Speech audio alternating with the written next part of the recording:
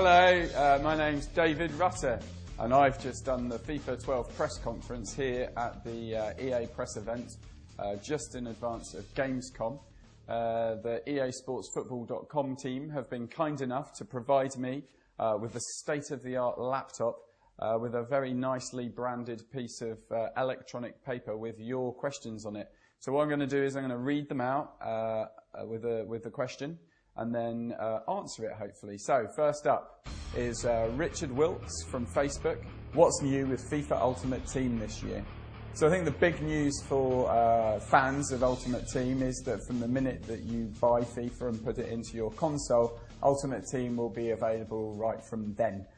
So it's actually on the disc this year, allowing you to kind of create, compete and manage your team immediately upon the launch of the game. Some other exciting news for people that are excited by Ultimate Team and can't wait till launch day. You can actually log on to EASportsFootball.com and go to the new Ultimate Team web experience, start creating and managing your team. And for returning FIFA Ultimate Team fans, you'll also be given a head start in the form of some free packs. Okay. Sam Porter on Facebook, what improvements have been made to career mode? Regarding career mode, it's kind of difficult for me to go into a short answer. We've made some massive improvements to the mode overall. I think around about July time when I was on our press tour, I kind of went into quite a lot of details about career mode. But ultimately it boils down to a vastly improved experience overall. Lots of media interactions, lots of improvements based around the kind of morale of the players in your team, how they feel like they're fitting in with your tactics, your squad selections, how they can become unsettled, etc.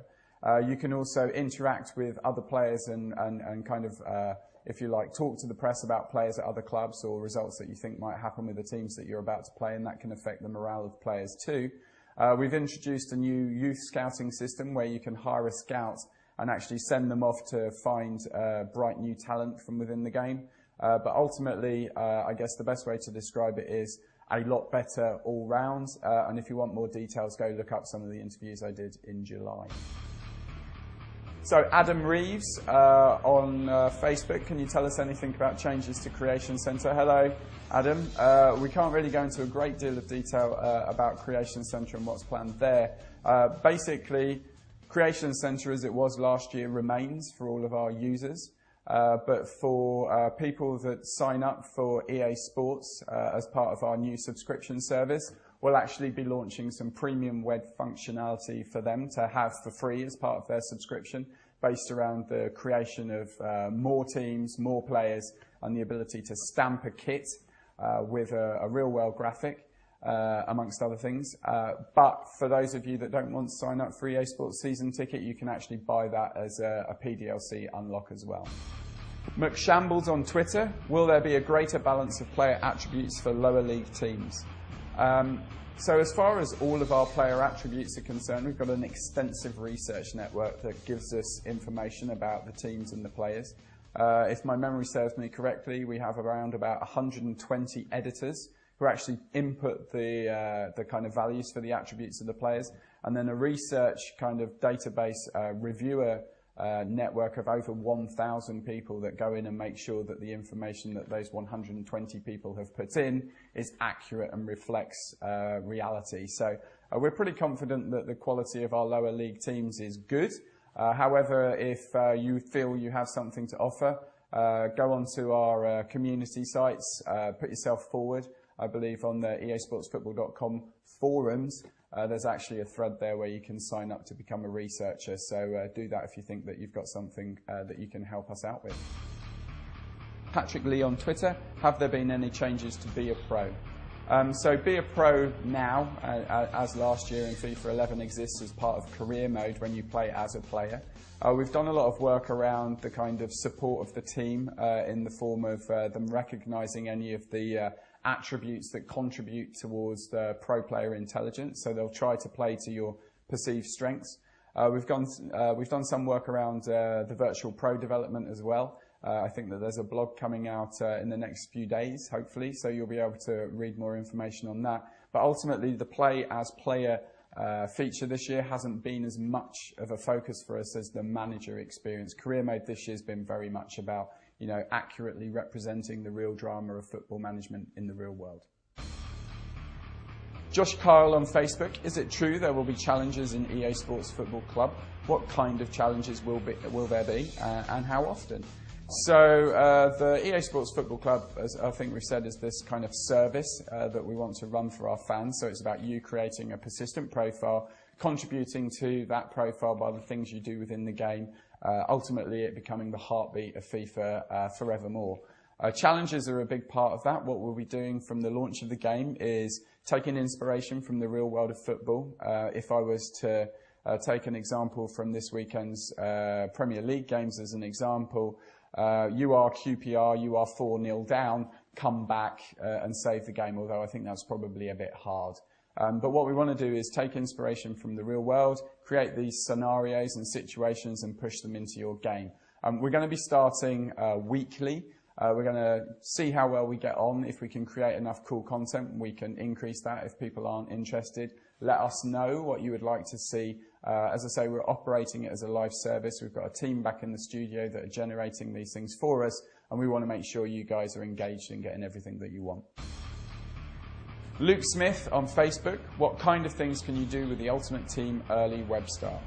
So the idea with the kind of head start on Ultimate Team on the web is that you can actually start creating and managing your team on the web using those free starter packs we'll be giving away for returning users. So the idea here, basically to whet your appetite before the game comes out, and you can have fun on the web to make sure that you're kind of getting involved and getting excited by the mode. Mobzilla on Twitter, is there a lot more passing error in pro passing, seeing that defending is tougher in FIFA 12? So we have amended the passing somewhat this year. We still haven't finished the game at the moment, so we're going through final balancing. One of the things that some people might be pleased to hear is we do have gameplay customization sliders within the game. So if you don't feel that there's enough error or there's too much, you can actually increase and decrease the amount of error on passing this year if you want. Now that's only for your experience on your console. Online, you're basically restricted to the settings we give. We've done a lot of testing. We've put the game in front of our community members. The game changes quite a lot. So we're pretty confident that the game's, really, really good this year. But if you don't feel it's enough or if you feel it's too much, things like that can be adjusted within the game. Liam Peterson on Twitter, what is the biggest improvement in visuals for FIFA 12? So looking at the visuals, we've done a ton of stuff. Everything from the main menu through to the in-game presentation graphics. I think they're really cool. The kind of HUD that you have up on the screen for the score lines, the transitions, they're all really nice. We've done a lot of work on the lighting this year as well as, tons of new star heads. So we're very happy with the overall look of the game. Visually, I think there's two things that stand out probably the most, though, for you guys. One's the new camera angles in-game. Adds a lot more depth to the game, allows you to see the plays better, and you really feel kind of rooted in the experience. And then whilst it's not strictly speaking a visual improvement, I think the player impact engine adds this beautiful fluidity in the game, kind of like a consistency engine, to make sure that, there's no moments in the game where you're kind of taken out of the experience because they just didn't feel realistic. So probably those two for me.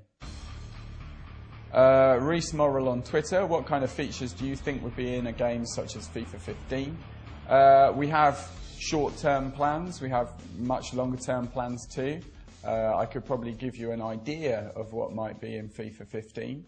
But things change, and if I was also to tell you what was in FIFA 15, I think there'd be some very interested people that are our competitors to discover what we're up to. So I'm going to keep my mouth shut and sit on that and discuss it with the team, if that's okay.